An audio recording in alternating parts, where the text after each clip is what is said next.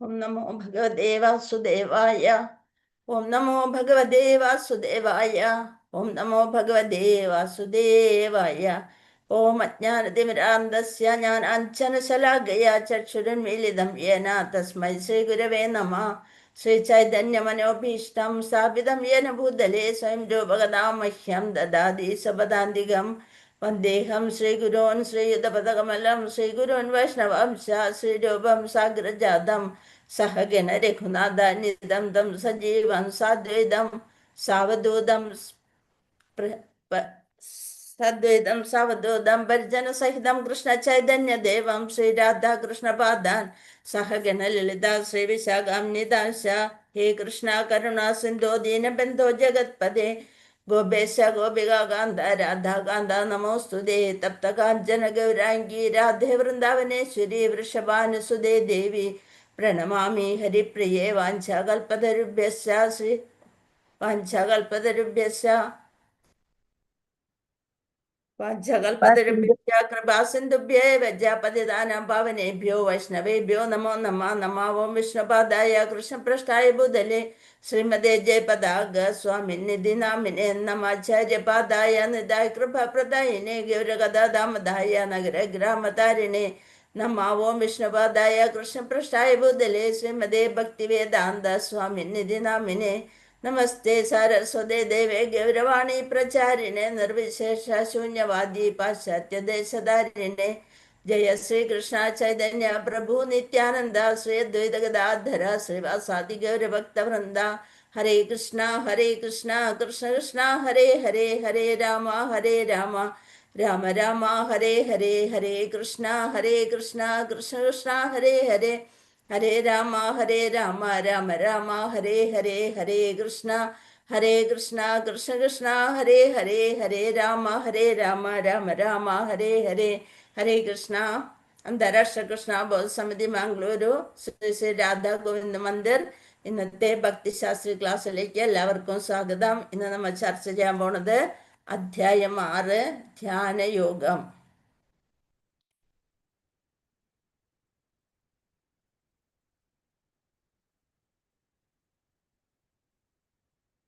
ഈ ഋഷീനെ പറ്റി ഓർത്തപ്പോള് ഞാൻ ആ ശ്ലോകം മറന്നുപോയി. ഹരേ കൃഷ്ണ. ഋഷീനെ പറ്റി ഇങ്ങനെ ഓർത്ത് പെട്ടെന്ന് അപ്പോഴെന്താ ഈ ശ്ലോകം മറന്നു.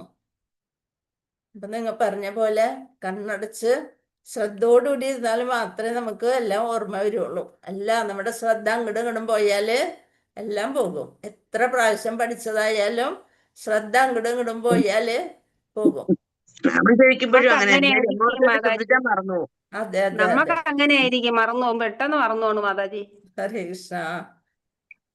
അപ്പൊ ഇന്നത്തെ നമ്മുടെ ധ്യാനയോഗം അത് ആ പേരിൽ തന്നെ ഉണ്ട് അല്ലെ. ഈ ധ്യാനിച്ചോണ്ട് നമ്മ എന്തിലായിരിക്കണം ധ്യാനം? നമ്മുടെ ഭഗവാന്റെ ആ പദത്തിൽ തന്നെ ആയിരിക്കണം ധ്യാനം. മറ്റ് ചിന്തകളിലേക്ക് പോയി കഴിഞ്ഞാല് എല്ലാം കൈവിട്ട് പോകും. കർമ്മയോഗം കൊണ്ട് എങ്ങനെ മുക്തി നേടാമെന്നും 5-ാമത്തെ അധ്യായത്തിലൂടെ നമ്മൾ മനസ്സിലാക്കി. കർമ്മയോഗം കൊണ്ട് എങ്ങനെ ഭഗവാനിൽ എത്തിപ്പെടാമെന്ന്. ഭഗവാനാണ് പരമാധികാരി.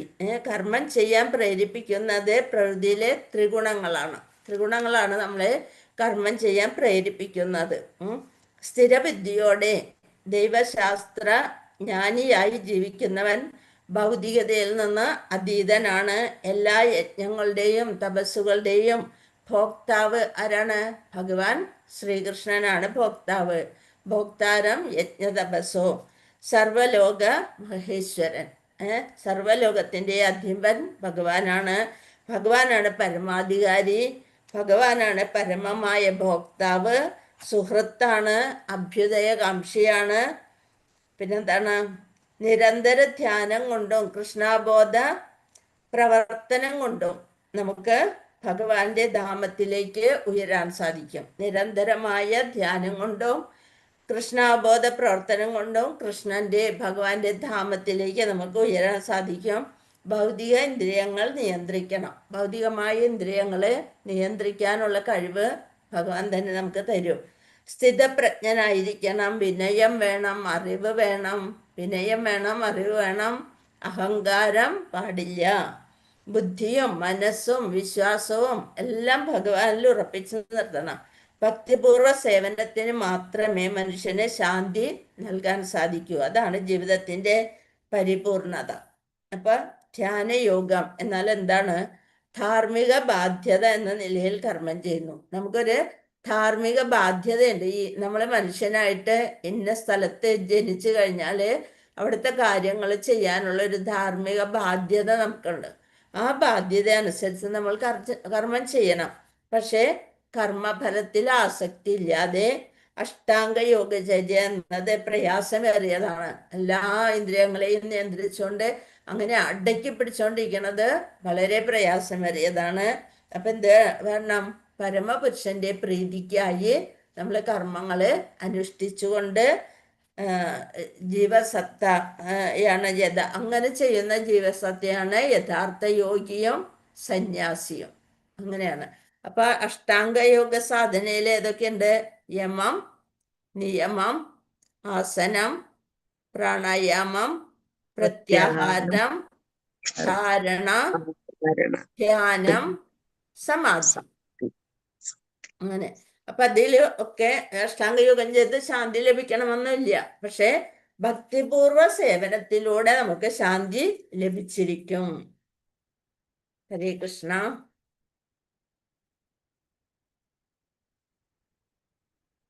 അർജുനനാണെങ്കിൽ വില്ലാളി വീരനാണ് അല്ലെ. അപ്പൊ വില്ലാളി വീരൻ അതിനനുസരിച്ചുള്ള യുഗധർമ്മം പാലിക്കണമെങ്കിൽ അനുഷ്ഠാനം വേണം, വ്യക്തിപരമായ ഇന്ദ്രിയ നിയന്ത്രണം വേണം, ഭയം, ക്രോധം, അസൂയ, സ്വാർത്ഥത, അത്യാഗ്രഹം ഇതൊക്കെ നിയന്ത്രിച്ചേ പറ്റൂ.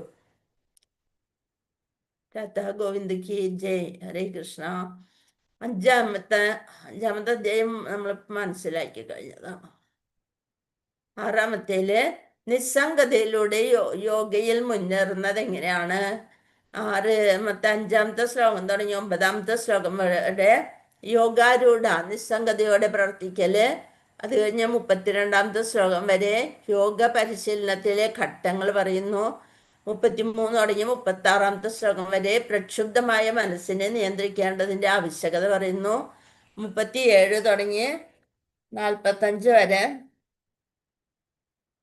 37 തുടങ്ങി 45 വരെ വിജയിക്കാത്ത യോഗിയുടെ ലക്ഷ്യസ്ഥാനം. 46 തുടങ്ങി 47 വരെ അത്യുത്തമ യോഗി. അങ്ങനെ ഒരു യോഗികളെ പറ്റിയൊക്കെയാണ് അതിൽ പറയുന്നത്. നിസ്സംഗതയിലൂടെ യോഗയിൽ മുന്നേറുന്നു. നിഷ്കാമ കർമ്മയോഗികളെ പോലെ അഷ്ടാംഗ യോഗികൾ മുന്നേറാൻ നിസ്സംഗതയിൽ ഏർപ്പെടുന്നു. അവരും ഇതുപോലെ അഷ്ടാംഗയോഗയിൽ വന്ന് നിഷ്കാമ കർമ്മയോഗികളെ പോലെ ഒരു ആഗ്രഹവും ഇല്ലാതെ കർമ്മം ചെയ്തുകൊണ്ട് മുന്നേറാൻ നിസ്സംഗതയിൽ ഏർപ്പെടുന്നു. അടുത്തത് തൻ്റെ പ്രവർത്തനങ്ങളിൽ താൻ സ്വയം ഭരണാധികാരിയല്ലെന്ന് മനസ്സിലാക്കുന്ന ഒരാൾക്ക് നിസ്സംഗത്വം വരുന്നു. കൃഷ്ണന്റെ അനുവാദമില്ലാതെ ഒന്നും ചെയ്യാൻ കഴിയില്ലെന്ന് അവൻ മനസ്സിലാക്കുന്നു. അപ്പോഴാണ് നിസ്സംഗനായിത്തീരുന്നത്. കൃഷ്ണന്റെ അനുവാദമില്ലാതെ ഒന്നും ചെയ്യാൻ കഴിയില്ലെന്ന് മനസ്സിലാക്കുന്നു. ആരാണ് ഇവിടെ കർത്താവായി വരുന്നത്? ഭഗവാൻ ശ്രീകൃഷ്ണൻ കർത്താവുന്നു. അങ്ങനെ ഭഗവാന് വേണ്ടി ത്രിഗുണങ്ങളില് ഭഗവാന് വേണ്ടി കർമ്മം ചെയ്യുന്നു ജീവസത്ത. പരമാത്മാവിന്റെ കൽപ്പന ലഭിച്ചതിന് ശേഷം ഭൗതിക പ്രകൃതി ത്രിഗുണങ്ങളാൽ സാത്വികം, രാജസികം, താമസികം അങ്ങനെ ജീവാത്മാവിന്റെ ആഗ്രഹം നിറവേറ്റുന്നു. ജീവാത്മാവ് ആഗ്രഹിക്കുന്നു, അത് ഭഗവാൻ പരമാത്മാവ് അതിനെ അടിസ്ഥാനമാക്കി സ്ഥിരീകരിക്കുകയും അനുമതി നൽകുകയും ചെയ്യുന്നു. ഈ ആഗ്രഹം സഫലമാകാൻ ജീവാത്മാവ് അർഹനാണോ എന്ന് ആദ്യം ചിന്തിക്കും. അർഹനാണെങ്കിൽ അതിനനുസരിച്ചുള്ള അനുമതി കൊടുക്കും. അതാണ് ഭഗവാനെ പൂജിച്ചാലുള്ള ഗുണം. നമ്മൾ ചോദിക്കുന്നത് എന്തും തരില്ല, നമ്മളുടെ അർഹതയ്ക്ക് അനുസരിച്ചാണ് ഭഗവാൻ നമ്മൾക്ക് തരിക. ഇവിടെ നോക്കാം. നിഷ്കാമ കർമ്മയോഗിയിലൂടെ തൻ്റെ ദർശനവും പ്രവർത്തനവും ശുദ്ധീകരിക്കുന്ന ഒരാൾക്ക് അഷ്ടാംഗ യോഗ രീതിയിലൂടെ പരമാത്മാവിനെ ധ്യാനിക്കുന്നതിലൂടെ കൂടുതൽ പുരോഗതി കൈവരിക്കാൻ സാധിക്കും. പരമാത്മാവിനെ ധ്യാനിക്കുന്നതിലൂടെ ഭക്തിയോഗം വഴി ആണെങ്കിൽ ഒരാൾ ഭഗവാനോട് ഭക്തി വളർത്തിയെടുക്കുന്നു. അവർ കൃഷ്ണനെ ഇങ്ങനെ മനസ്സിലാക്കുന്നു. എന്തെന്നാണ് മനസ്സിലാക്കുന്നത്? എല്ലാ യജ്ഞങ്ങളുടെയും തപസ്സുകളുടെയും ഭോക്താവ് ഭഗവാനാണ്. ദേവന്മാരും സർവ്വലോകങ്ങളുടെയും അധിപൻ ഭഗവാനാണ്. എല്ലാ ജീവികളുടെയും സുഹൃത്തും അഭ്യുദയ കാംക്ഷയുമാണ്. അങ്ങനെ മനസ്സിലാക്കി കഴിയുമ്പോഴാണ് ശരിയായ നമ്മുടെ ലക്ഷ്യത്തിലേക്ക് മാറാൻ സാധിക്കുക. അടുത്ത നോക്കുക. ജ്ഞാനം വർദ്ധിക്കുന്നു. ജ്ഞാനം വർദ്ധിക്കുമ്പോൾ നമുക്ക് മനസ്സിലാവും നാം ശരീരമല്ല എന്ന് മനസ്സിലാകും. അങ്ങനെ ജ്ഞാനയോഗം ഭഗവാനിലേക്ക് ആ ജ്ഞാനത്തെ ചേർത്ത് വയ്ക്കുന്നു. അപ്പൊ ബോധം മനസ്സില് കൃഷ്ണാവബോധം വർദ്ധിക്കുന്നു. അപ്പൊ പരമാത്മാവാണെന്ന് മനസ്സിലാകുന്നു. ഇനി യോഗ ലാഡർ കാണുന്നതില് അഷ്ടാംഗ യോഗയുടെ വിപുലമായ ഘട്ടങ്ങൾ പരിശീലിക്കുന്നതിന് മുമ്പ് നിഷ്കാമ കർമ്മയോഗം പരിശീലിച്ച ഒരാൾ ശുദ്ധീകരിക്കപ്പെടണം. അഷ്ടാംഗയോഗ വെറുതെ ഇങ്ങനെ ചെയ്ത് ഇന്ദ്രിയങ്ങളെ ബലമായി അടക്കി പിടിക്കുന്നതിന് പകരം എന്ത് വേണം? നിഷ്കാമ കർമ്മയോഗം പരിശീലിച്ച ഒരാൾ ശുദ്ധീകരിക്കപ്പെടണം. അതിനാൽ ആദ്യ 2 ശ്ലോകങ്ങളിൽ ഭഗവാൻ കൃഷ്ണൻ നിഷ്കാമ കർമ്മയോഗത്തെ മഹത്വപ്പെടുത്തുന്നു. എന്താണ് പരിത്യാഗം എന്ന് പറയുന്നത്? പരിത്യാഗം എന്ന് പറയുന്നത് യോഗം തന്നെയാണെന്ന് നീ അറിയണം. യോഗം എന്നാൽ എന്താണ് യോഗം? പരമപുരുഷനുമായി ബന്ധം സ്ഥാപിക്കുക എന്നതാണ് യോഗം. പാണ്ഡുപുത്ര, ഇന്ദ്രിയ സുഖങ്ങളിലുള്ള തൃഷ്ണ ഉപേക്ഷിക്കാതെ ആർക്കും ഒരിക്കലും യോഗ്യാവാനില്ല. 2ാമത്തെ ശ്ലോകത്തിലെ കണ്ടന്റാണ് ഈ പറഞ്ഞത്. ഇന്ദ്രിയ സുഖങ്ങളിലുള്ള തൃഷ്ണ അല്ലെങ്കിൽ ആഗ്രഹം ഉപേക്ഷിക്കാതെ ആർക്കും ഒരിക്കലും യോഗ്യാവാനില്ല. 1ാമത്തെ ശ്ലോകത്തിലേക്ക് പോകാം നമുക്ക്. ഓം നമോ ഭഗവതേ വാസുദേവായ. അധ്യായം 6. ധ്യാനയോഗം. ശ്രീ ഭഗവാനുവാച. അനാശ്രിത കർമ്മഫലം കാര്യം കർമ്മ കരോതിയ സന്യാസി ച യോഗി നിരഗ്നിർന ചക്രിയ. ശ്രീ ഭഗവാനുവാച. ശ്രീ ഭഗവാൻ പറഞ്ഞു, കർമ്മത്തിന്റെ ഫലത്തിൽ ആസക്തി ഇല്ലാതെ ധാർമ്മിക ബാധ്യത എന്ന നിലയിൽ കർമ്മം ചെയ്യുന്ന ആളാണ് സന്യാസി. ആരാണ് സന്യാസി? കർമ്മഫലത്തിൽ ആസക്തി ഇല്ലാതെ ഇത് എൻ്റെ ബാധ്യതയാണ്, എൻ്റെ കർമ്മമാണ് എന്ന് വിചാരിച്ചുകൊണ്ട് കർമ്മം ചെയ്യുന്ന ആളാണ് സന്യാസി. അയാളാണ് യഥാർത്ഥ യോഗിയും അദ്ദേഹം തന്നെയാണ്. അതായത് ഭഗവാനിൽ ചേർന്നിരിക്കാൻ സാധിക്കുന്നവനെയാണ് യോഗി എന്ന് പറയുന്നത്. യോഗിയും അദ്ദേഹം തന്നെയാണ്. അല്ലാതെ അഗ്നിഹോത്രം ഉപേക്ഷിച്ചവനോ കടമ നിർവഹിക്കാത്തവനോ അല്ല. അവര് കപട സന്യാസികളായിട്ടാണ് തീരുക. എല്ലാം ഉപേക്ഷിച്ച് സ്വന്തം കടമ ഒക്കെ കല്യാണമൊക്കെ കഴിഞ്ഞ് കുട്ടികളൊക്കെ ആയിക്കഴിഞ്ഞാൽ ആ ഭാരങ്ങളൊന്നും താങ്ങാൻ പറ്റാതെ വീടുപേക്ഷിച്ച് മക്കളെയും ഭാര്യയെയും അമ്മനെയും അച്ഛനെയും ഒക്കെ ഉപേക്ഷിച്ച് പോകുന്ന സന്യാസികൾ ആരാവില്ല? യോഗിയാവില്ല. അവര് ആ കടമ നിർവഹിക്കാത്തവനല്ല ആര് സന്യാസി എന്ന് പറയുന്നത്. കടമ നിർവഹിക്കണം. കർമ്മത്തിന്റെ ഫലത്തിൽ ആസക്തി ഉണ്ടാവാൻ പാടില്ല. ധാർമ്മിക ബാധ്യത എന്ന നിലയിൽ കർമ്മം ചെയ്യുന്ന ആളാണ് സന്യാസി. നമ്മൾ അതിലങ്ങ് കൂടുതൽ ആണ്ട് പോകരുതെന്ന് മാത്രം. ഇതിൽ നിന്ന് ചേമ്പിലയിൽ വെള്ളം നിൽക്കണ പോലെ അങ്ങനെയുള്ള ഒരവസ്ഥയിൽ കർമ്മം ചെയ്യുക. ഇനി 2ാമത്തെ ശ്ലോകം. അപ്പൊ ഇതിന്റെ ഭാവാർത്ഥം, ഇന്ദ്രിയങ്ങളെയും മനസ്സിനെയും നിയന്ത്രിക്കാനുള്ള ഒരു മാർഗമാണ് അഷ്ടാംഗ യോഗ പദ്ധതി. ഇന്ദ്രിയങ്ങളെയും മനസ്സിനെയും നിയന്ത്രിക്കാനുള്ള ഒരു മാർഗമാണ് അഷ്ടാംഗ യോഗ പദ്ധതി എന്ന് ഈ അധ്യായത്തിൽ ഭഗവാൻ വ്യക്തമാക്കുന്നു. എന്നാൽ സാധാരണ ജനങ്ങൾക്ക്, വിശേഷിച്ച് കലിയുഗത്തിലെ പ്രയാസമേറിയതാണ് ഈ അഷ്ടാംഗ യോഗ പദ്ധതി. ഒരാൾക്ക് സ്വസ്ഥമായ ഒരിടത്ത് നിന്ന് ധ്യാനം ചെയ്യാനും അതൊന്നും യജ്ഞം ചെയ്യാനൊന്നും കലിയുഗത്തിൽ സാധിക്കില്ല. ശരീരാവയവങ്ങളിൽ ഓരോന്നും മുഴുവൻ ശരീരത്തിൻ്റെയും തൃപ്തിക്കാണ് പ്രവർത്തിക്കുന്നത്. ഒന്നുപോലും സ്വന്തം സംതൃപ്തിക്ക് വേണ്ടി പ്രവർത്തിക്കുന്നില്ല. അതുപോലെ സ്വാർത്ഥ താല്പര്യം ഉപേക്ഷിച്ച് പരമപുരുഷന്റെ സംപ്രീതിക്കായി കർമ്മങ്ങൾ അനുഷ്ഠിക്കുന്ന ജീവസത്തയാണ് യഥാർത്ഥ സന്യാസിയും യഥാർത്ഥ യോഗിയും. അപ്പൊ എന്ത് വേണം? എല്ലാ ഭൗതിക പ്രവർത്തനങ്ങളും നിർത്തിവെച്ച് അർത്ഥനിമീലിതാക്ഷനായി യോഗ പരിശീലനം നേടുന്നവനാണ് അഷ്ടാംഗ യോഗി. അദ്ദേഹം സ്വന്തം ആനന്ദത്തെ മാത്രം തേടുന്നയാളാണ്. സ്വ ആത്മാ ആനന്ദത്തെ. കൃഷ്ണാബോധത്തോടെ പ്രവർത്തിക്കുന്നവനാവട്ടെ എന്താണ്?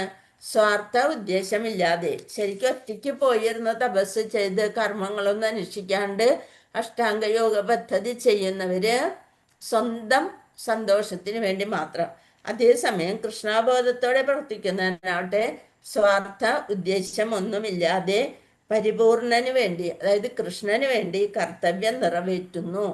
തനിക്ക് വിധിച്ചിട്ടുള്ള കർത്തവ്യങ്ങൾ. അതാണ് യോഗിയും സന്യാസിയും തമ്മിലുള്ള വ്യത്യാസം.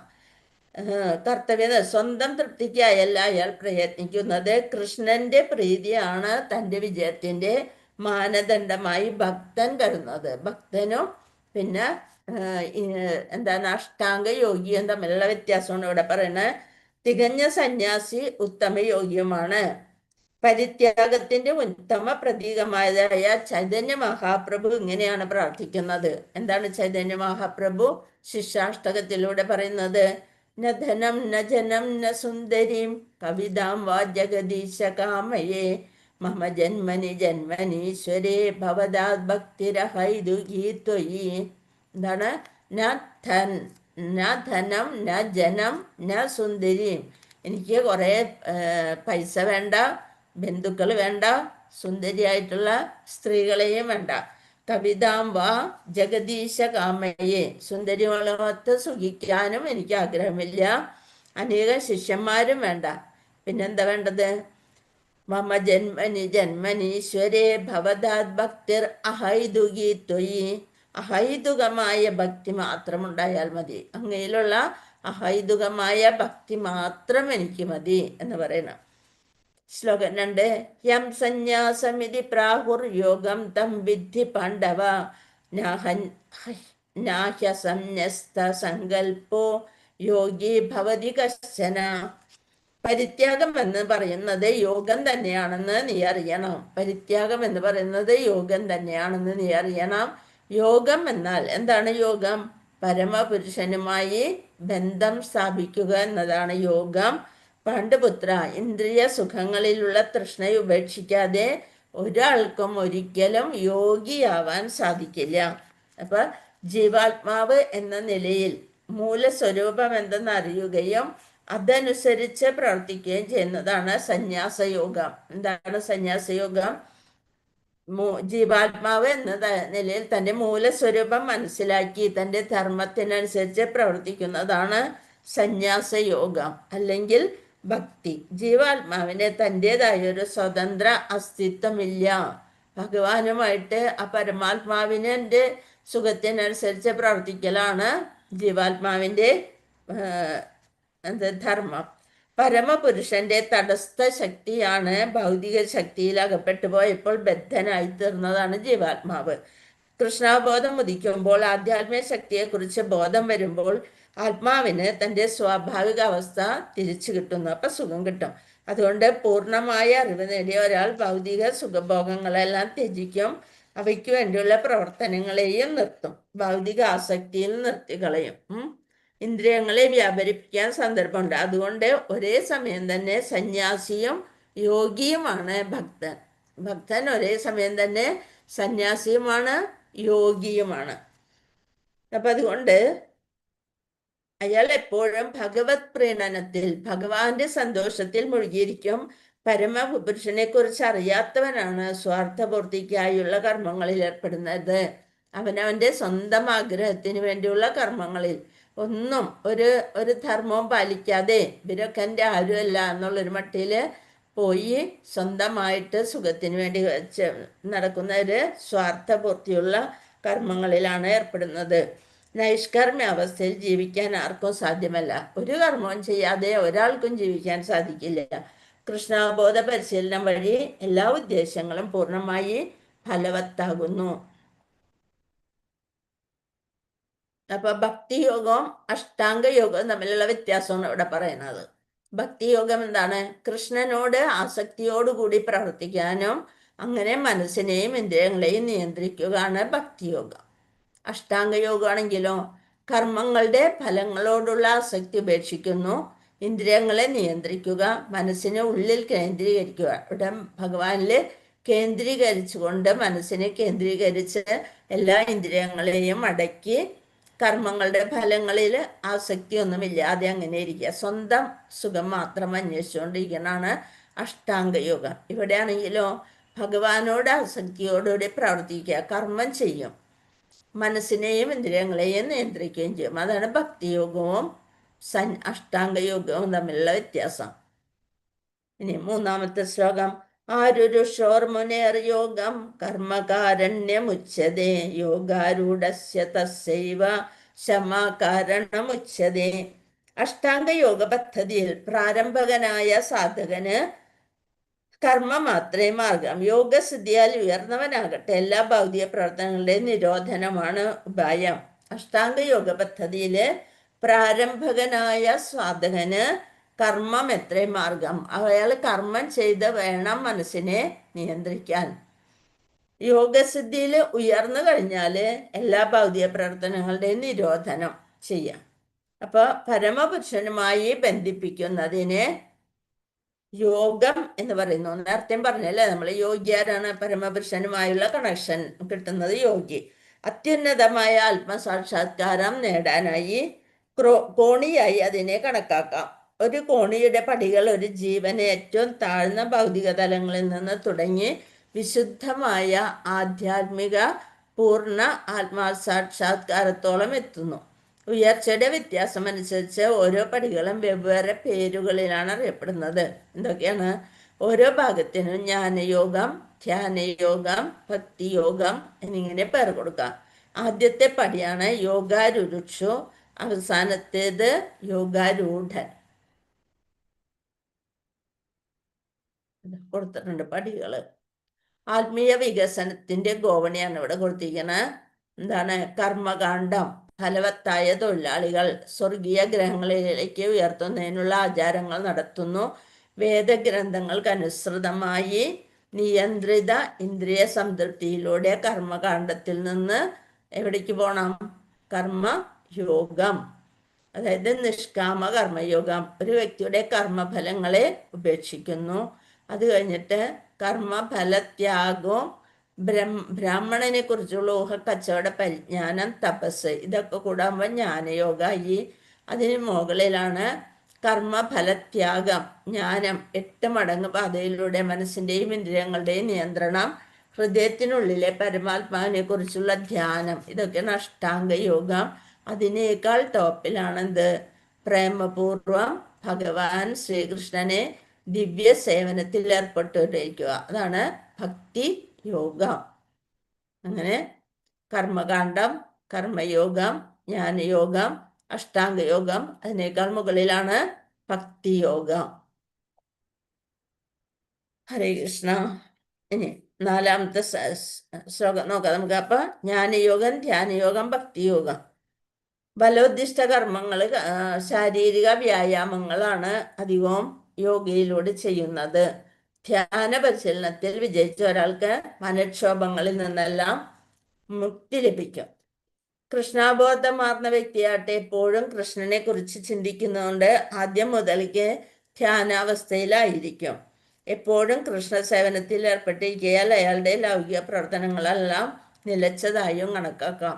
ആദ്യം നമ്മൾക്ക് എന്ത് പ്രയാസം വരുമ്പോഴോ, അയ്യോ പെട്ടെന്നൊന്ന് വീഴാൻ പോയാൽ അയ്യോ അമ്മേ, അല്ലെ അച്ഛ, അങ്ങനെയൊക്കെയാണ് നമ്മുടെ മനസ്സിൽ ഓടി വരിക. ഇപ്പം നമ്മൾ എൻ്റെ കൃഷ്ണ എന്ന് വരും അല്ലേ. അത് നാമം ചൊല്ലി ചൊല്ലി ചൊല്ലി നമ്മുടെ ഉള്ളിൽ നിന്ന് മറ്റ് ബന്ധനങ്ങളൊക്കെ വിടുതൽ വരുന്നതുകൊണ്ടാണ് ഭഗവാന്റെ പേര് ഓർമ്മ വരുന്നത്. യഥാഹിനേന്ദ്രിയാർത്ഥേഷു ന കർമ്മസ്വനുഷജ്ജതേ സർവസങ്കൽപ്പ സന്യാസി യോഗാരൂഢസ്തദോച്യതേ. ഭൗതിക തൃഷ്ണകളെല്ലാം ത്യജിച്ച് ഇന്ദ്രിയ സുഖങ്ങൾക്ക് വേണ്ടിയോ ഫലം ഉദ്ദേശിച്ചോ യാതൊന്നും പ്രവർത്തിക്കാത്ത ആളെ യോഗാരൂഢനെന്ന് പറയാം. അപ്പൊ സ്വന്തം സുഹൃത്തുക്കൾ, ഗുണകാംക്ഷികൾ, ശത്രുക്കൾ ഇതെല്ലാം ഉപേക്ഷിച്ച് നിയന്ത്രണം എത്തുമ്പോൾ ഒരു യോഗി നിഷ്കാമ കർമ്മയോഗം പോലും ഉപേക്ഷിച്ചേക്കാം. ശുദ്ധമായ ബോധം ലഭിക്കുന്നില്ല. ശരീരത്തിലല്ല, മനസ്സിലാണ് നമ്മൾ പ്രവർത്തിക്കേണ്ടത്. മനുഷ്യൻ ഉത്തരേതാത്മനാത്മാനം ആത്മാനം അവസാദയേത് ആത്മൈവ്യാഹ്യാത്മനോ ബദ്ധുരാത്മൈവാരിപുരാത്മന. ഉത്തരേതാത്മനാത്മാനം ആത്മാനം അവസാദയേത് ആത്മൈവ്യാഹ്യാത്മനോ ബന്ധുരാത്മൈവാരിപുരാത്മന. മനുഷ്യൻ മനസ്സിന്റെ സഹായത്തോടെ സ്വയം ഉദ്ധരിക്കണം. നമ്മളെ തന്നെ ഉയർത്തണം എപ്പോഴും. അധപ്പതിക്കരുത്. ബദ്ധനായ ആത്മാവിന് തൻ്റെ മനസ്സാണ് ഏറ്റവും നല്ല ബന്ധുവും ശത്രുവും മനസ്സ് തന്നെയാണ്. ബദ്ധനായ ആത്മാവിന് മനസ്സാണ് ബന്ധുവും ശത്രുവും. ഉദ്ധരേതാത്മനാത്മാനം നാത്മാനവൻ സാധയേതാത്മൈവ ഹ്യാത്മനോ ബന്ധുരാത്മൈവ രിപുരാത്മന. സുഹൃത്തും ശത്രുവും മനസ്സ് തന്നെയാണ്. അത് ശരീരത്തെയോ മനസ്സിനെയോ ജീവനെയോ സൂചിപ്പിക്കുന്നു. അപ്പൊ എന്ത് വേണം?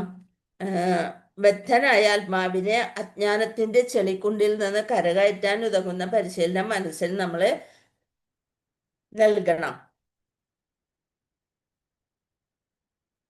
ആത്മാവ് ബുദ്ധിക്ക് സ്ഥാനം കൊടുത്ത് നിയന്ത്രിക്കണം. മനസ്സ് ജീവാത്മാവിനോട് ചേർന്ന് പ്രവർത്തിക്കുമ്പോൾ.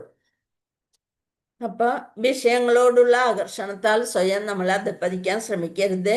വിഷയങ്ങളാൽ എത്രമാത്രം ആകൃഷ്ടനാകുന്നുവോ അത്രത്തോളം ഒരാൾ ഭൗതിക അസ്തിത്വത്തിൽ കുടുങ്ങിപ്പോകും. കൃഷ്ണാബോധത്തിൽ സദാ മനസ്സുറപ്പിക്കുകയാണ് ഈ ബന്ധനത്തിൽ നിന്ന് മുക്തി നേടാനുള്ള ഉത്തമമായ മാർഗം. ഈ നിർദ്ദേശത്തിന് ഊന്നൽ കൊടുക്കുകയാണ് ഹി എന്ന പദം. അതായത് ഒരാൾ നിശ്ചയമായും ചെയ്യണം.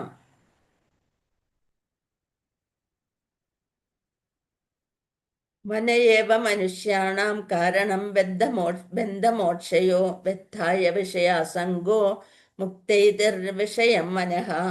അമൃത ബിന്ദു ഉപനിഷത്തിൽ പറഞ്ഞിരിക്കണം, മനസ്സ് എല്ലായ്പ്പോഴും മനുഷ്യന് ബന്ധനത്തിനും മോചനത്തിനും മനസ്സ് തന്നെയാണ് കാരണം. ആ വിഷയാസക്തമാകുമ്പോൾ ബന്ധനത്തിനും വിഷയങ്ങളിൽ നിന്ന് വേർപെട്ടാലാണ് മുക്തിക്കും കാരണമാകുന്നത്. അതുകൊണ്ട് എല്ലായ്പ്പോഴും കൃഷ്ണാബോധത്തിൽ മുഴുകിയിരിക്കുന്ന മനസ്സ് പരമബുദ്ധിക്ക് കാരണമായിരിക്കും. ഇവിടെ പറയണം, മനസ്സ് മിത്രമാണോ അതോ ശത്രുവാണോ? ചില സമയത്ത് ശത്രുവും മനസ്സ് തന്നെയായിരിക്കും, ചില സമയത്ത് മിത്രവുമായിരിക്കും. രണ്ടും ഒരുപോലെ ആണ്. നമ്മളുടെ കൃഷ്ണാബോധത്തിലുള്ള പ്രവൃത്തിക്കനുസരിച്ച് നമ്മുടെ മനസ്സിനെ ശുദ്ധമാക്കാൻ സാധിക്കും. ബന്ധുരാത്മാനസ്തസ്യ യേനാത്മൈവാത്മന ജിതഃ അനാത്മനസ്തു ശത്രുത്വേ വർത്തേതാത്മൈവ ശത്രുവത്. മനസ്സിനെ ജയിച്ചവന് മനസ്സ് തന്നെയാണ് ഉറ്റ സുഹൃത്ത്. അതിന് കഴിയാത്തവനാകട്ടെ മനസ്സ് പരമശത്രുവുമായിരിക്കും. അപ്പൊ മനുഷ്യൻ ധർമ്മം നിറവേറ്റുന്നതിൽ ഒരു ആത്മസുഹൃത്താക്കാൻ വേണ്ടി മനസ്സിനെ നിയന്ത്രിക്കലാണ് അഷ്ടാംഗ യോഗചര്യയുടെ ഉദ്ദേശം തന്നെ. അപ്പൊ മനസ്സിനെ നിയന്ത്രണത്തിലില്ലാത്ത യോഗാഭ്യാസം ബാഹ്യപ്രകടനം മാത്രമായിരിക്കും. അതിന് സമയം പാഴാക്കലായിരിക്കും. മനസ്സിനെയാണ് നമ്മൾക്ക് നിയന്ത്രിക്കേണ്ടത്. മനസ്സ് തനിക്ക് കീഴടങ്ങാത്ത ഒരു ശത്രുവായിരിക്കുമ്പോൾ അതിലെ കാമം, ക്രോധം, ലോഭം, മോഹം, മതം, മാത്സര്യം ഇതൊക്കെ അങ്ങ് വരാൻ തുടങ്ങും. അപ്പൊ മനസ്സിനെ ജയിക്കാൻ സാധിച്ചാൽ എന്താവും? മനസ്സിനെ ജയിക്കാൻ സാധിച്ചാലേ അവരുടെയും ഹൃദയത്തെ പരമാത്മാവായി കുടികൊള്ളുന്ന പരമപുരുഷനായ ഭഗവാന്റെ നിർദ്ദേശങ്ങൾ സ്വീകരിക്കാനായിട്ട് ജീവാത്മാവ് സ്വയം സന്നദ്ധനാവും. ഹൃദയസ്ഥനായ പരമാത്മാവിനെ കണ്ടെത്താനും അവിടുത്തെ ആജ്ഞാനുസൃതം പ്രവർത്തിക്കാനും കളമൊരുങ്ങും. കൃഷ്ണാബോധം കൈക്കൊള്ളുന്നവർ ഭഗവത് ആജ്ഞയ്ക്ക് മുന്നേ പൂർണ്ണമായി ആത്മ അർപ്പണം ചെയ്യുക സ്വാഭാവികമാണ്. ഇവിടെ നോക്ക്, മനസ്സിന്റെ 6 ശത്രുക്കൾ ഏതൊക്കെയാണ്? കാമം, ക്രോധം, ലോഭം, മാത്സര്യം, മോഹം, മതം. മതം, മാത്സര്യം, മോഹം ഇതൊക്കെയാണ് മനസ്സിന്റെ 6 ശത്രുക്കള്. അതിനെ കീഴടക്കാനായിട്ട് നമ്മൾ ശ്രമിച്ചാല്, ഭഗവാനില് മനസ്സർപ്പിച്ചുകൊണ്ട് പ്രവർത്തിച്ചാൽ അതിനെ കീഴടക്കാൻ നമ്മളെ കൊണ്ട് സാധിക്കും. ജിതാത്മന പ്രശാന്തസ്യ പരമാത്മാ സമാഹിത ശീതോഷ്ണ സുഖദുഃഖേഷു തഥാ മാനാപമാനയോ. മനസ്സിനെ കീഴടക്കുവന്നവൻ ശാന്തി നേടുകയാൽ പരമാത്മാവിനെ പ്രാപിച്ചു കഴിഞ്ഞു. അങ്ങനെയുള്ള ആൾക്ക് തണുപ്പും ചൂടും സുഖവും ദുഃഖവും മാനവും അപമാനവും എല്ലാം ഒരേപോലെ ഒന്നുപോലെ തോന്നും. നമ്മളെപ്പോഴും സുഖം വരുമ്പോഴും ദുഃഖം വരുമ്പോഴും അങ്ങനെ ഇതായും സുഖം വരുമ്പോൾ കൂടുതൽ സന്തോഷിക്കും, ദുഃഖം വരുമ്പോൾ അതുപോലെ തന്നെ ഡൗൺ ആയി പോകും. അതേപോലെ തണുപ്പ്, ചൂട്, സുഖം, ദുഃഖം, മാനം, അപമാനം, ഒരാൾ എന്തെങ്കിലും എന്ന് പറഞ്ഞാൽ നമ്മുടെ കോൺസെൻട്രേഷനും കോൺഫിഡൻസും ഒക്കെ അതേപോലെ പോകും. അങ്ങനെയൊന്നും ആവരുത്. എല്ലാത്തിലും ഒരുപോലെ കല്ലും മണ്ണും സ്വർണവും ഒന്നുപോലെ തന്നെ ദർശിക്കുന്നു. ഓരോ ജീവാത്മാവും ഭഗവത് കൽപ്പിതങ്ങളായത് നിറവേറ്റാൻ ചുമതലപ്പെട്ടിരിക്കുന്നു. സർവേശ്വരൻ ഓരോരുത്തരുടെയും ഹൃദയത്തില് സർവേശ്വരനുണ്ട്, പരമാത്മാവായി വാഴുന്നുണ്ട്. അപ്പം അതുകൊണ്ട് ഭഗവാന്റെ ആ നിയന്ത്രണത്തില് വിട്ടുകൊടുക്കുക, നമ്മുടെ മനസ്സിനെ ഭഗവാനിൽ അർപ്പിച്ചു കൊടുക്കുക. അപ്പം സുഖദുഃഖങ്ങളും ശീതോഷ്ണങ്ങളും ഭൗതിക ജീവിതത്തിലെ ദ്വന്ദ്ങ്ങളൊന്നും നമ്മെ ബാധിക്കുകയില്ല. പ്രായോഗികമായ സമാധി അല്ലെങ്കിൽ പരമാത്മാവെ മുഴുകുക എന്നതാണ് ഈ അവസ്ഥ. 8 ജ്ഞാനവിജ്ഞാന തൃപ്താത്മാ കൂടസ്ഥോ വിജിതേന്ദ്രിയ യുക്ത ഇത്യുച്ഛതേ യോഗി സമലോഷ്ടാശ്മ കാഞ്ചന. ജ്ഞാനം കൊണ്ടും സാക്ഷാത്കാരം കൊണ്ടും തികച്ചും സംതൃപ്തനായ ഒരാളെ ആത്മസാക്ഷാത്കാര നിഷ്ഠനായ യോഗി എന്ന് തന്നെ പറയാം. ആത്മസംയമിയായ അയാൾ അഭൗതികതയിൽ സ്ഥിതി ചെയ്യുന്നു. അയാളുടെ ദൃഷ്ടിയിൽ കല്ലും മണ്ണും സ്വർണവും ഒരുപോലെ തന്നെ, എല്ലാം ഒരുപോലെ ആയിരിക്കും. കല്ലായാലും മണ്ണായാലും സ്വർണ്ണായാലും ഒരുപോലെ തന്നെ തോന്നും. ഭൗതിക മാലിന്യം അതിൻ്റെ ഭാവാർത്ഥം നോക്കാം. പരമസത്യത്തെ സാക്ഷാത്കരിക്കാതെ പുസ്തകങ്ങളിൽ നിന്നുണ്ടാകുന്ന ജ്ഞാനം നിഷ്പ്രയോജനമാണ്. ഇതിനെപ്പറ്റി പ്രകാരം പറയുന്നു: ശ്രീകൃഷ്ണ നാമാദീന ഭവദ്ഗ്രഹ്യം ഇന്ദ്രിയൈ സേവോന്മുഖി ജിഹ്വാദൗ സ്വയമേവ സ്ഫുരത്യത. ഭക്തിരസാമൃത സിന്ധുവിൽ നമ്മൾ പഠിച്ചതാണിത്. ശ്രീകൃഷ്ണ നാമാദി ഭൗതിക മാലിന്യം പൂണ്ട ഇന്ദ്രിയങ്ങളാൽ ശ്രീകൃഷ്ണന്റെ നാമം, രൂപം, ഗുണം, ലീല എന്നിവളുടെ സ്വഭാവം ആർക്കും ഗ്രഹിക്കാനാവില്ല. ഭൗതിക മാലിന്യം പൂണ്ടു കഴിഞ്ഞാൽ ഇതൊന്നും ഭഗവാനെ കുറിച്ച് അറിയാൻ നമുക്ക് സാധിക്കില്ല. അപ്പൊ എന്ത് വേണം? ഭഗവത് സേവനം കൊണ്ട് നാമം ചൊല്ലി മനസ്സിന്റെ മാലിന്യം മാറ്റണം. ഭഗവത് സേവനം കൊണ്ട് പരിപൂരിതനാകുമ്പോൾ മാത്രമേ ഒരാൾക്ക് കൃഷ്ണന്റെ അതീന്ദ്രിയ ലീലകളെയും നാമൻ, രൂപ്, ഗുണം ഇത്യാദികളെയും അറിയാൻ കഴിയും. ഭക്തി രസാമൃതസിന്ധുവിലുള്ളതാണ്. കൃഷ്ണാബോധത്തിന്റെ ശാസ്ത്രമാണ് ഭഗവത്ഗീത. ലൗകിക പാണ്ഡിത്യം കൊണ്ട് ആർക്കും കൃഷ്ണാബോധം ഉദിക്കില്ല. അതിന് വിശുദ്ധ പ്രജ്ഞനായ ഒരാളുമായി സഹവസിക്കാനുള്ള ഭാഗ്യമുണ്ടാവണം. കൃഷ്ണന്റെ കരുണ മൂലം ജ്ഞാനത്തെ സാക്ഷാത്കരിച്ച ആളാണ് കൃഷ്ണാബോധമാർന്ന ഭക്തൻ എന്ന് പറയുന്നത്. അപ്പൊ മറ്റുള്ളവർ അമൂല്യം എന്ന് കരുതാവുന്ന പാണ്ഡിത്യവും മാനസിക ഊഹാപോഹങ്ങളും അയാളുടെ ദൃഷ്ടിയിൽ ചരൽ കല്ലുകളേക്കാൾ വിലപ്പെട്ടതല്ല. അപ്പൊ ഭഗവാന് സ്വയം സമർപ്പിച്ചാല് നമ്മൾക്ക് അങ്ങനെയുള്ളൊരു മനസ്സ് നമ്മൾക്കും ലഭിക്കും. എല്ലാം ഒരുപോലെ കാണുന്നത്. ഇന്നലെ പറഞ്ഞല്ലേ, പണ്ഡിതൻ എങ്ങനെയുള്ള ആളാണ്? എല്ലാം ഒരുപോലെ കാണുന്നവനാണ് പണ്ഡിതൻ. പണ്ഡിതനെയും പാമരനെയും എല്ലാവരെയും ഒരുമിച്ച് ഒരുപോലെ കാണുന്നു. സുഹൃന്മിത്രാരുദാസീന മധ്യസ്ഥദ്വേഷ ബന്ധുഷു സാധുഷബീപാപേഷു സമബുദ്ധിർവിശിഷ്യതേ. സ്വന്തം സുഹൃത്തുക്കൾ, ഗുണകാംക്ഷികൾ, ശത്രുക്കൾ, ഉദാസീനന്മാർ, ഈർഷ്യാലുക്കൾ, ബന്ധുക്കൾ, സജ്ജനങ്ങൾ, പാപികൾ എന്നിവരെ എല്ലാം സമഭാവനയോടെ വീക്ഷിക്കുന്നവൻ അല്പം കൂടി പുരോഗതി നേടിയവനാണ്. അല്പം കൂടി പുരോഗതി നേടിക്കഴിഞ്ഞാൽ എന്ത് ചെയ്യും? അങ്ങോട്ടും ഇങ്ങോട്ടും ആക്രോശിക്കുന്നതിന് പകരം സ്നേഹം കൂടി വരും. സ്വന്തം സുഹൃത്തുക്കള്, ഗുണകാംക്ഷികള്, ശത്രുക്കള്, ഉദാസീന ബന്ധുക്കൾ, അവരെ എല്ലാം സമഭാവനയോടെ കാണാൻ സാധിക്കും. യോഗി യുഞ്ജീത സതതം ആത്മാനം രഹസ്യ സ്ഥിത ഏകാഗീയത ചിത്താത്മാ നിരാശീര പരിഗ്രഹ. ഒരു അതീന്ദ്രിയ ജ്ഞാനി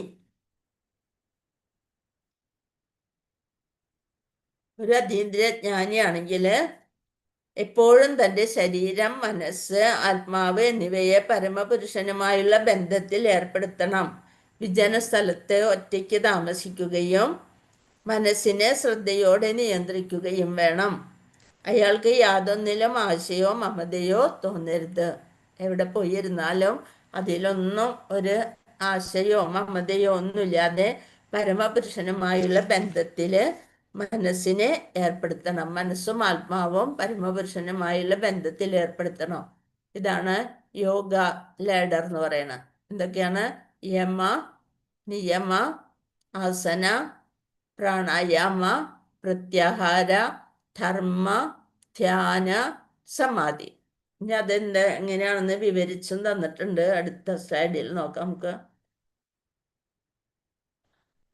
ഇതൊക്കെ ഇങ്ങനെയുള്ളത് യോഗ, അത് വെറുതെ എന്താണ് ഫിസിക്കൽ ആയിട്ടുള്ളത്, ഭൗതികമായിട്ടുള്ള ശാരീരിക അഭ്യാസങ്ങളാണ്.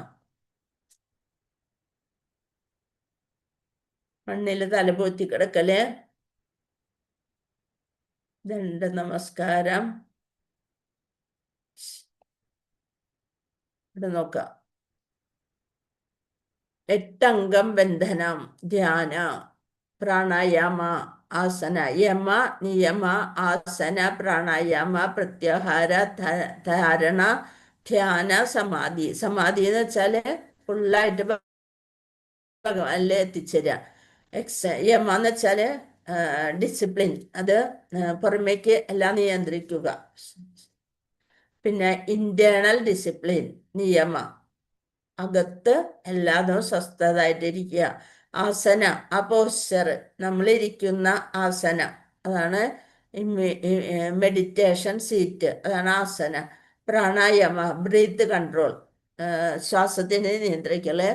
പിന്നെ പ്രത്യാഹാര, എല്ലാ ഇന്ദ്രിയങ്ങളെയും നിയന്ത്രിക്കുന്നതിന് പ്രത്യാഹാര എന്ന് പറയും. ധാരണ എന്ന് വെച്ചാല് അതിൽ കോൺസെൻട്രേറ്റ്, ശ്രദ്ധ ഊന്നിക്കൊണ്ട് നിൽക്കുന്നതിന് കോൺസെൻട്രേഷനാണ് ധാരണ. ധ്യാന, മെഡിറ്റേറ്റീവ് അബ്സോർപ്ഷൻ, അതിൽ തന്നെ ശ്രദ്ധിച്ചുകൊണ്ട് മെഡിറ്റേറ്റ് ചെയ്തുകൊണ്ടിരിക്കുക. സമാധി, അപ്പോഴാണ് സമാധിയിലേക്ക് വരിക. ഇനി നമുക്ക് ഇവിടെ ഇതിൽ നോക്കാം. യമ, അവൻ ഏകാന്തമായ സ്ഥലത്ത് ഒറ്റയ്ക്ക് താമസിക്കുകയും എപ്പോഴും ശ്രദ്ധയോടെ മനസ്സിനെ നിയന്ത്രിക്കുകയും ചെയ്യുന്നത് യമ. നിയമ, ഭക്ഷണം, ഉറക്കം, ജോലി, വിനോദം എന്നീ ശീലങ്ങളിൽ മിതത്വം പാലിക്കുക, അതാണ് നിയമം.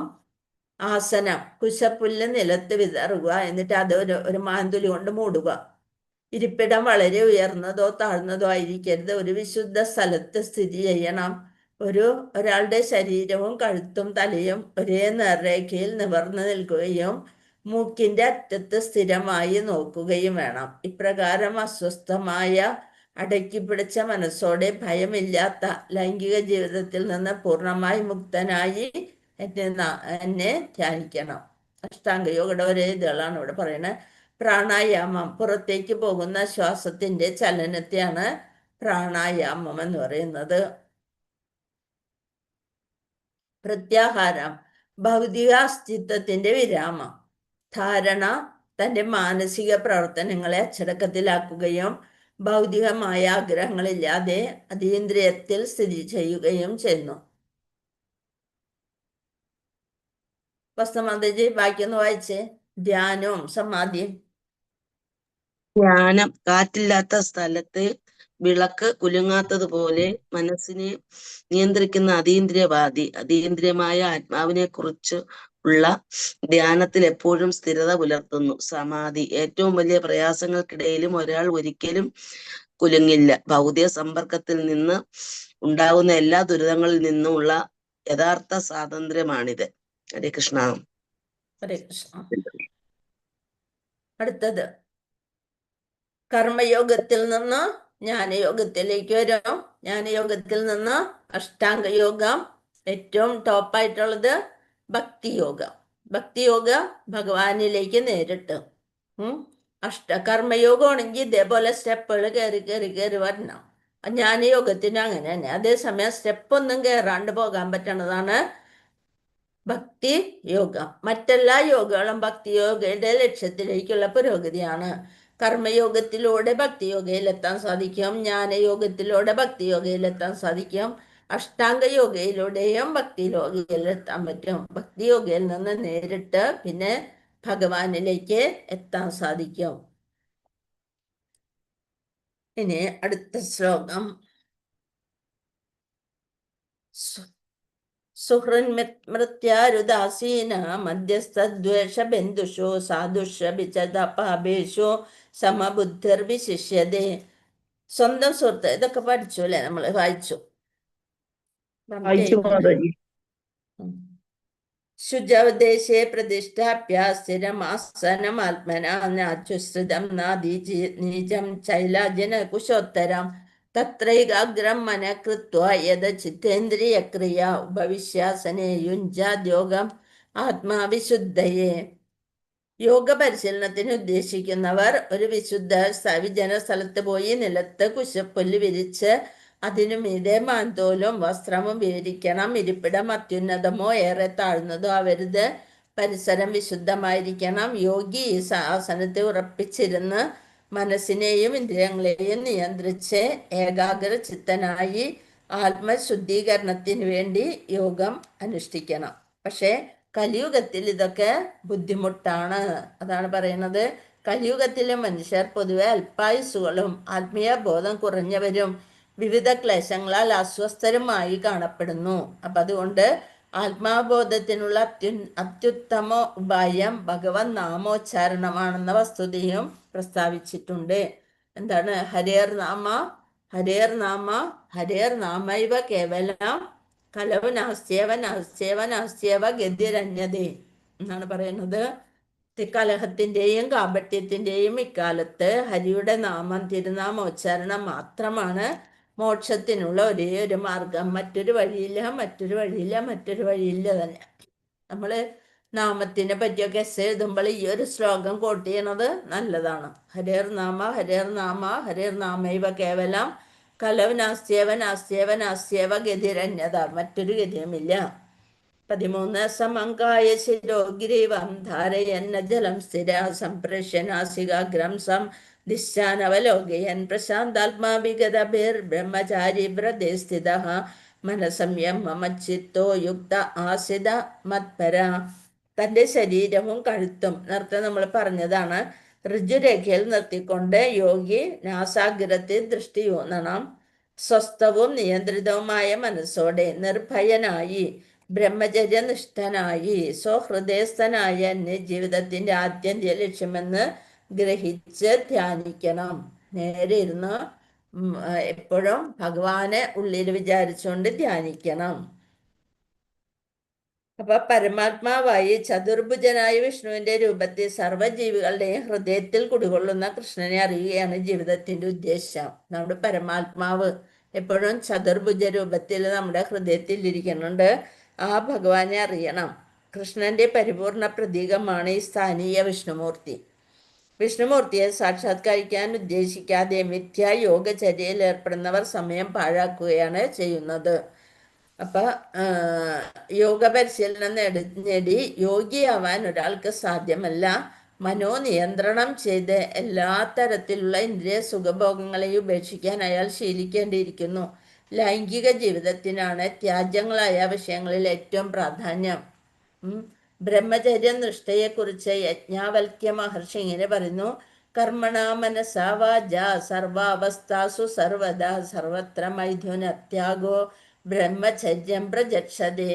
ഏതവസരത്തിലും എവിടെ വെച്ചും എപ്പോഴും ശരീരം കൊണ്ടോ മനസ്സുകൊണ്ടോ വാക്കുകൊണ്ടോ പൂർണ്ണമായും ലൈംഗിക വിഷയത്തിൽ ഏർപ്പെടാതിരിക്കലാണ് ബ്രഹ്മചര്യ വ്രതം. വെറുതെ മനസ്സുകൊണ്ടായാലും ശരീരം കൊണ്ടായാലും വാക്കുകൊണ്ട് പോലും ചിന്തയിൽ പോലും അങ്ങനെ ഒരു ആസക്തി ഇല്ലാതെ ചെയ്തിരുന്നാൽ മാത്രം അത് ബ്രഹ്മചര്യ വ്രതാവുള്ളൂ. ലൈംഗിക ബന്ധം പുലർത്തിക്കൊണ്ട് ആർക്കും ശരിയായ യോഗാഭ്യാസം ചെയ്യാൻ സാധ്യമല്ല. അതുകൊണ്ട് ലൈംഗിക ജീവിതം എന്തെന്നറിയാത്ത കുട്ടിക്കാലം മുതൽക്കേ ബ്രഹ്മചര്യം പരിശീലിപ്പിക്കുന്നു. കുട്ടികൾ 18 വയസ്സ് വരെ ബ്രഹ്മചാരികളാണ് അല്ലെ. അവിടെ വെച്ച് ആധ്യാത്മിക ആചാര്യം ബ്രഹ്മചാരികൾക്ക് വേണ്ടുന്ന നിഷ്കൃഷ്ടമായ ശിക്ഷണം നൽകുകയും ചെയ്യുന്നു. ഇങ്ങനെയുള്ള പരിശീലനം കൂടാതെ ധ്യാനയോഗത്തിലോ ജ്ഞാനയോഗത്തിലോ ഭക്തിയോഗത്തിലോ ആർക്കും മുന്നേറാനാവില്ല. വൈവാഹിക ജീവിതത്തിലെ നിയമങ്ങൾ മുറയ്ക്ക് പാലിക്കുകയും സ്വപത്നിയുമായി അതും നിയന്ത്രിതമായി ലൈംഗികബന്ധം പുലർത്തുകയും ചെയ്യുന്ന ഒരാളെയും ബ്രഹ്മചാരി എന്ന് വിളിക്കാം. സ്വന്തം ഭാര്യയോട് മാത്രം അതും നിയന്ത്രിതമായിട്ട് ലൈംഗിക ബന്ധം പുലർത്തുന്ന ആളും ബ്രഹ്മചാരി തന്നെയാണ്. അദ്ദേഹത്തിന്റെ ധർമ്മമാണ് അവിടെ നിറവേറ്റുന്നത്. അങ്ങനെയുള്ള നിയന്ത്രിത ആത്മാവായ ഗൃഹസ്ഥ ബ്രഹ്മചാരിയെ ഭക്തി പ്രസ്ഥാനത്തിൽ സ്വീകരിച്ചേക്കാം. എന്നാൽ അവരെ ജ്ഞാന ധ്യാന യോഗ പ്രസ്ഥാനക്കാര് ഗൃഹസ്ഥാശ്രമികളെ സ്വീകരിക്കില്ല. അവർക്ക് പൂർണ്ണമായ ബ്രഹ്മചര്യം തന്നെ ആവശ്യമാണ്. ഇപ്പൊ നാമനിഷ്ടപ്രഭുക്ക് തികഞ്ഞ ബ്രഹ്മചാരിയാണ് അദ്ദേഹമൊക്കെ. പ്രഭാവമേറിയ ഭഗവത് സേവനത്തിൽ ഏർപ്പെട്ടിരിക്കാൻ ഭക്തന് ലൈംഗിക ആസക്തി താനെ നശിച്ചു പോകുന്നു. അവര് ഭഗവാനിൽ ആസക്തി വളരുമ്പോ തനിയെ നമുക്ക് ലൈംഗിക ആസക്തി കുറെയൊക്കെ നശിച്ചു പോകും. അപ്പൊ ഇപ്പൊ ജഗസാക്ഷി പ്രഭു, അതേപോലെ ഭക്തി വിനോദ സ്വാമി മഹാരാജാവ്, അവരൊക്കെ നിത്യ ബ്രഹ്മചാരികളാണ്. ലൈംഗിക ആസക്തി തന്നെ, അതുകൊണ്ട് തന്നെ നിയന്ത്രണം പാലിക്കുന്ന. ഒരു മിനിറ്റ് മാതാജി, ഒരു ഗുരുവാണ് വിളിക്കാൻ, അപ്പൊ എടുക്കാണ്ടിരിക്കാൻ പറ്റില്ല. അയ്യോ, കട്ടായി പോയ. ഹരേ കൃഷ്ണ.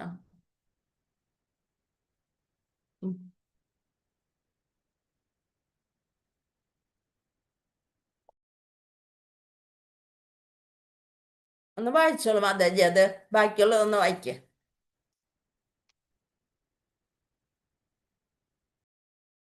ശരിയാ മാതാജി, എവിടെ തൊട്ട് വായിക്കുന്നേ?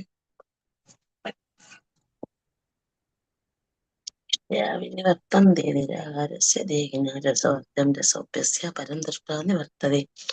മറ്റുള്ളവർ വിഷയസുഖങ്ങളെ വിട്ടൊഴിക്കാൻ നിർബന്ധിതരായിരിക്കുന്നു. ഭക്തനാകട്ടെ തന്റെ ശ്രേഷ്ഠമായ രസം കൊണ്ട് തന്നെ തനിയെ വേറിട്ട് നിൽക്കുന്നു. ആ വൈശിഷ്ട്യത്തെ പറ്റി ഭക്തന് മാത്രമേ അറിയാവൂ. തികച്ചും കൃഷ്ണാവബോധം ഉദിച്ച ഒരാൾക്ക് വിഗതഭീ നിർഭയനാകാൻ കഴിയൂ. ഭക്തനായ ജീവാത്മാവ് സ്മൃതി വൈകല്യം മൂലം കൃഷ്ണൻ താനുമായുള്ള ശാശ്വത ബന്ധത്തെ വിസ്മരിച്ചതിനാൽ സംവേദനത്രേ. ഭാഗവതം 11:2-37 പറയുന്നു. ഭയം ദ്വിതീയാഭിനിവേശത സ്യാദ് ഈശാദഭേദസ്യ വിപര്യോ സ്മൃതി. കൃഷ്ണാബോധം മാത്രമാണ് നിർഭയതയ്ക്ക് അടിസ്ഥാനം. അതുള്ള ഭക്തന് പൂർണ്ണമായ പരിശീലനം സാധ്യമാവും. ഹൃദയസ്ഥനായ ഈശ്വരന്റെ സാക്ഷാത്കാരമാണ് യോഗാനുഷ്ഠാനത്തിന്റെ ആത്യന്ത ലക്ഷ്യമെന്നിരിക്കെ കൃഷ്ണാബോധം ഉദിക്കുമ്പോൾ തന്നെ അയാൾ ഉത്തമ യോഗിയായി കഴിഞ്ഞു എന്ന് കരുതാം. ഇവിടെ വിവരിക്കുന്ന യോഗചര്യയുടെ പ്രമാണങ്ങൾക്ക് യോഗ സംഘടനകൾ എന്ന പേരിൽ പ്രചാരത്തിലിരിക്കുന്നവയുടെ സിദ്ധാന്തങ്ങളിൽ നിന്ന് വ്യത്യാസമുണ്ട്. ഹരേ കൃഷ്ണ. ഹരേ കൃഷ്ണ. ശ്ലോകം 15. യുജ്ജന്നേവം സദാത്മാനം യോഗി നിയതമാനസഃ ശാന്തിം നിർവാണ പരമാം മത്സംസാമധിഗച്ഛതി. ഇങ്ങനെ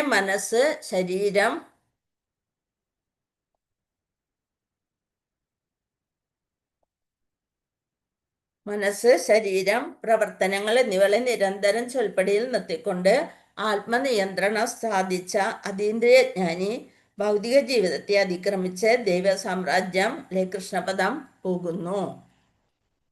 ഭാവാർത്ഥം: യോഗ പരിശീലനത്തിന്റെ പരമലക്ഷ്യം എന്തെന്ന് ഇവിടെ സ്പഷ്ടമാക്കിയിരിക്കുന്നു. ഭൗതികമായി ഒന്നും നേടാൻ വേണ്ടിയുള്ളതല്ല യോഗചര്യ. എന്ത് വേണം? ഭൗതിക തത്വത്തെ സമ്പൂർണമായി നിർത്താൻ വേണ്ടിയാണിത്. ഭഗവത്ഗീതയുടെ ദൃഷ്ടിയിൽ ആരോഗ്യം വളർത്താനോ ഭൗതികമായ അഭ്യുദയത്തിനോ ആഗ്രഹിക്കുന്നവൻ യോഗിയല്ല. സൂര്യചന്ദ്രന്മാരുടെയോ വൈദ്യുതിയുടെയോ ആവശ്യമില്ലാത്തതാണ് ഭഗവത് ധാമം എന്ന് ഭഗവത്ഗീതയിൽ തന്നെ പറയുന്നുണ്ട്. ഭൗതിക അന്തരീക്ഷത്തിലെ സൂര്യനെ പോലെ ആത്മീയ അന്തരീക്ഷത്തിലെ എല്ലാ ഗ്രഹങ്ങളും സ്വയം പ്രകാശമുള്ളവയാണ്. അപ്പൊ എങ്ങും ഈശ്വര സാമ്രാജ്യമേയുള്ളൂ. എങ്കിലും പരവ്യോമത്തെയും അതിലുള്ള ഗ്രഹങ്ങളെയും പരംധാമം അഥവാ ഉത്കൃഷ്ടലോകമെന്ന് വിളിച്ചു വരുന്നു. ഭഗവത്ഗീതയിലെ ഭഗവാൻ സ്വയം വിവരിച്ചിട്ടുള്ള വിധത്തിൽ മച്ചിത്ത മത്പര മസ്ഥാനം. കൃഷ്ണനെ മനസ്സിലാക്കിയ ഒരു തികഞ്ഞ യോഗിക്ക് യഥാർത്ഥമായ ശാന്തി ലഭിക്കും. അതുകൊണ്ട് കൃഷ്ണാവബോധത്തിൽ ഏർപ്പെട്ടിരിക്കുന്ന ഒരാളാണ് തികഞ്ഞ യോഗി. കൃഷ്ണാവബോധത്തിൽ ഏർപ്പെട്ടിരിക്കുന്ന ആളാണ് തികഞ്ഞ യോഗി. അപ്പൊ അദ്ദേഹത്തിന്റെ മനസ്സ് എപ്പോഴും കൃഷ്ണന് വേണ്ടിയുള്ള പ്രവർത്തനങ്ങളെ മുഴുകിയിരിക്കും. സവൈ മന കൃഷ്ണ പദാരവിന്ദയോ, സവൈ മന കൃഷ്ണ പദാരവിന്ദയോ. വേദങ്ങളിലും ഇത് തന്നെയാണ് കൊടുത്തിരിക്കുന്നത്. ഉദാഹരണമായി ശ്വേതാശ്വതരോപനിഷത്തില് ഇങ്ങനെ പ്രസ്താവിക്കുന്നു: തമേവ വിദിത്വാദി മൃത്യുമേതി. പരമപുരുഷനായ കൃഷ്ണനെ അറിയുന്നത് കൊണ്ട് മാത്രമേ ജനന മരണങ്ങളുടെ മാർഗത്തെ പിന്നിട്ട് പോകാൻ കഴിയൂ. ജനന മരണങ്ങളിൽ ചക്രത്തിൽ നിന്ന് രക്ഷപ്പെടുന്നുണ്ടെങ്കിൽ ഭഗവാനെ അറിഞ്ഞേ മതിയാവൂ. നിഷ്കളങ്കരായ ആളുകളെ കബളിപ്പിക്കുന്ന ചില അഭ്യാസമുറകളിലോ കൺകെട്ട് വിദ്യകളിലോ അല്ല യോഗചര്യയുടെ പരിപൂർണത ഭൗതിക ജീവിതത്തിൽ നിന്ന് വിമുക്തി നേടുന്നതിലാണ്. ഹരേ കൃഷ്ണ. നാത്യസ്നതസ്തു യോഗോസ്തി ന ചൈകാന്തമനസ്നത ന ചാതി സ്വപ്നശീലസ്യ ജാഗ്രതോ നൈവ ചാർജുന. അർജുന, വളരെ കുറച്ച് മാത്രം ഭക്ഷിക്കുന്നവർക്കും ഏറെ ഭക്ഷിക്കുന്നവർക്കും ഉറക്കമില്ലാത്തവർക്കും വേണ്ടതിലേറെ ഉറങ്ങുന്നവർക്കും യോഗിയാവാൻ കഴിയില്ല. എന്ത് വേണം? എല്ലാത്തിനും നിയന്ത്രണം വേണം. വളരെ കുറച്ച് മാത്രം ഭക്ഷിച്ചാൽ പോരാ, ഏറെ ഭക്ഷിക്കാൻ പാടില്ല, ഉറക്കം ഒട്ടുമില്ലാതാവാൻ പാടില്ല. നമ്മളിപ്പോൾ 11 മണി 10:30-ക്കൊക്കെ കിടന്നാലും 3 മണിക്ക് 2:30-ക്കൊക്കെ എഴുന്നേൽക്കുന്നുണ്ട്. അതും ശരീരത്തിന് ദോഷമാണ് അല്ലേ? അപ്പോൾ ആവശ്യത്തിന് ഉറക്കം വേണം, വേണ്ടതിലേറെ ഉറങ്ങാനും പാടില്ല. അങ്ങനെയുള്ള ആൾക്കാർക്കും യോഗി എന്ന് വെച്ചാൽ ഭഗവാനിൽ ചേർന്നിരിക്കാൻ സാധിക്കില്ല. യോഗിക്ക് ആവശ്യമായ ഭക്ഷണത്തിൻ്റെയും നിദ്രയുടെയും ക്രമത്തെ പറ്റി പ്രസ്താവിക്കുന്നു. എന്ത് വേണം? ഏറെ ഭക്ഷിക്കുക എന്നാൽ ശരീരത്തെയും ജീവനെയും ഒരുമിച്ച് നിർത്താൻ ആവശ്യമുള്ളതിൽ അധികം ഭക്ഷിക്കുകയാണ് ചെയ്യുക. അപ്പം അത് പാടില്ല. ധാന്യങ്ങളും പച്ചക്കറികളും പഴങ്ങളും പാലും ധാരാളം കിട്ടാനുള്ളപ്പോൾ മനുഷ്യന് ജന്തുക്കളെ ഭക്ഷിക്കേണ്ട ആവശ്യമേ ഇല്ല.